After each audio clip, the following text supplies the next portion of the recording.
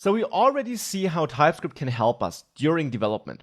Now, we also know that there is a number type in JavaScript, and we can see it with the built-in typeof operator. This is now not TypeScript specific, this is a built-in operator and keyword supported by JavaScript.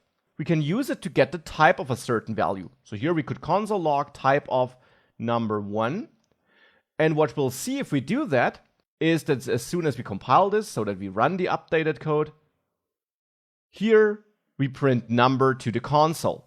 Now we do that thanks to this output here and thanks to the typeof operator. And in vanilla JavaScript without TypeScript, we could use that to also improve our function here.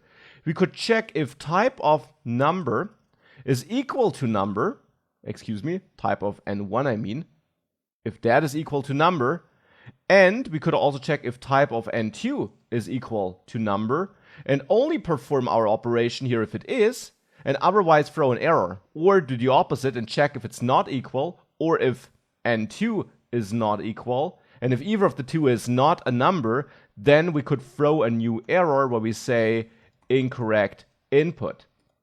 This actually would be a non-TypeScript way of ensuring that we can't call this function with a string here. If I do this now and I recompile, we get our TypeScript error, but let's ignore that for now.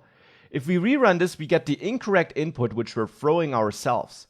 So now we hardened this function in JavaScript. It fails at runtime, but failing might here be better than showing an incorrect output which we had before. So this would be a way of checking the inputs in just JavaScript. You don't need TypeScript for that. That's regular JavaScript code. But of course, this approach has downsides. Sometimes it's the right thing to do. Sometimes you only can validate certain inputs at runtime. But the downside is here, we're checking something which we actually can avoid during development with TypeScript. So yes, we're throwing an error, and in our application, we might have built-in measures that can then fall back to some other behavior to save the running application. But still, we're throwing an error which is really not necessary to occur in the first place. We could have prevented it with TypeScript. And here we really see the difference between JavaScript and TypeScript when it comes to types. JavaScript is dynamically typed, which means it's perfectly fine that we have a variable which initially might hold a number where we later assign a string to it. And that's why we have the typeof operator so that we can check the current type of something at runtime if we have some code that depends on a certain type. TypeScript, on the other hand, is statically typed, which means we define the types of variables and parameters and so on during development. They don't suddenly change during runtime.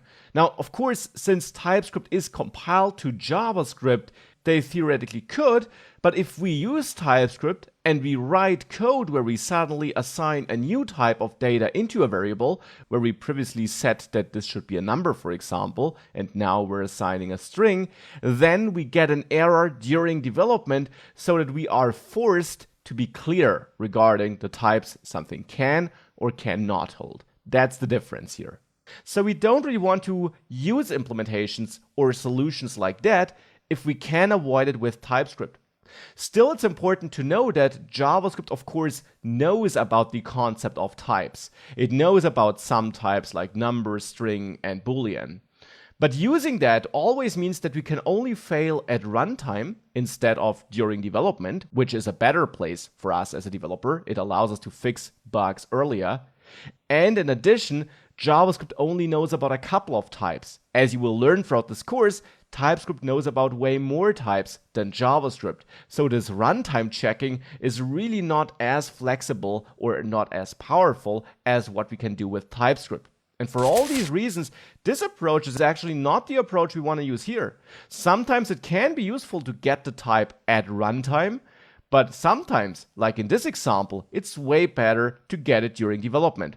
The only important thing to recognize, of course, just is that with TypeScript, you only get the support during development, not at runtime, because these TypeScript features and checks are not built into the JavaScript engine, so that logic can't execute in the browser. It can only execute during development when you compile your code.